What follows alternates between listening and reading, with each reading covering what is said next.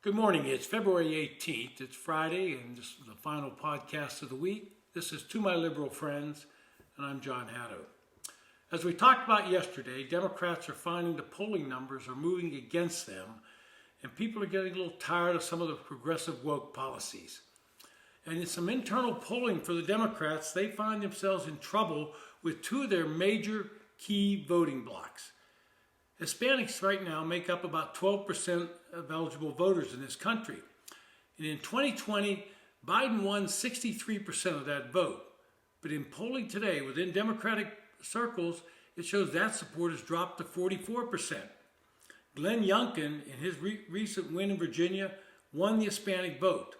And the top issues among Hispanic votes are education and economics, economics being first. And Hispanic men more concerned about the economy are moving rapidly to the Republican Party. In the case of Hispanics, it appears Biden and progressive Democrats vastly underrated their conservative family-oriented culture. As with Black Americans, Hispanics prefer a strong economy and real jobs rather than the handout shortages and inflated offerings by the Democrats. And polls are showing that Hispanic support for Democrats have plummeted over the first year of Biden's presidency.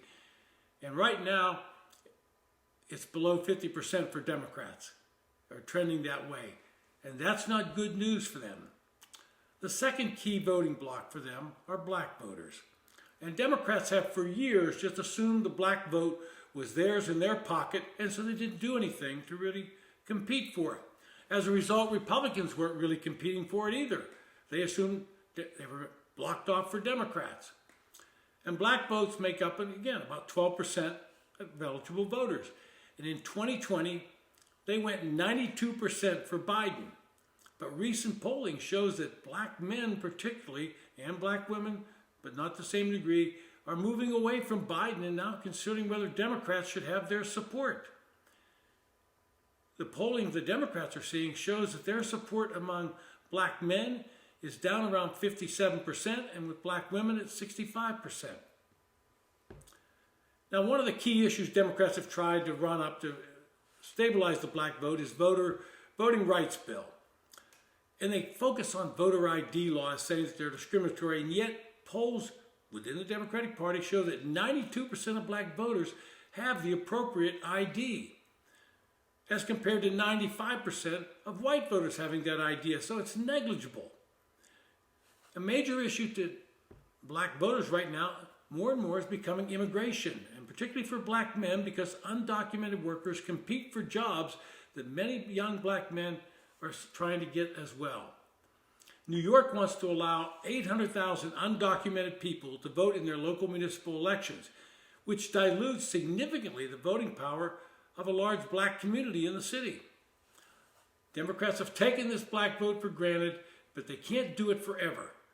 And over time, Democratic black voters are going to figure out that the party is, and many of the Democratic politicians are really not their friends at all. And all that divisive racial rhetoric that Biden is designed to hide a great deal of that is just deceiving them. Biden and Democrats are working hard to alienate another key voting bloc, and that is the swing vote of white suburban women. We saw it in Virginia. They went with Youngkin. This astoundingly ham-fisted approach of teachers' unions and school boards for political indoctrination of children and closing down classroom teaching, backed by threats from the Department of Justice and FBI to take action against parents, that raised a lot of question about the potential political corruption within the system and the weaponization of justice and education agencies.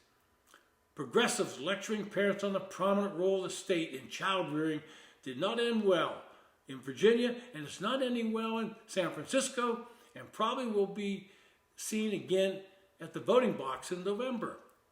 So Democrats have to make some key decisions. They have to decide, are we going to continue this progressive woke policy, or are we going to look out and back away from it?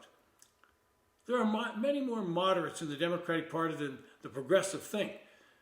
The AOCs of the world, who went to Texas recently and said, we're going to turn Texas blue and we're going to unionize the hell out of this state.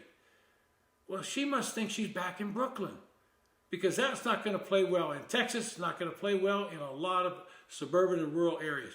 And that's where the progressives that are driving the Democratic Party seem to miss the boat. They don't understand what's going on. They think everybody is just like them. But polling within the DCCC and the Democratic Senatorial Campaign Committee is sending them a message that is shaking them down to their boots. And by November, somebody better figure it out, or it won't just be a wave, it'll be a bloodbath. This has been To My Liberal Friends. Thanks for listening.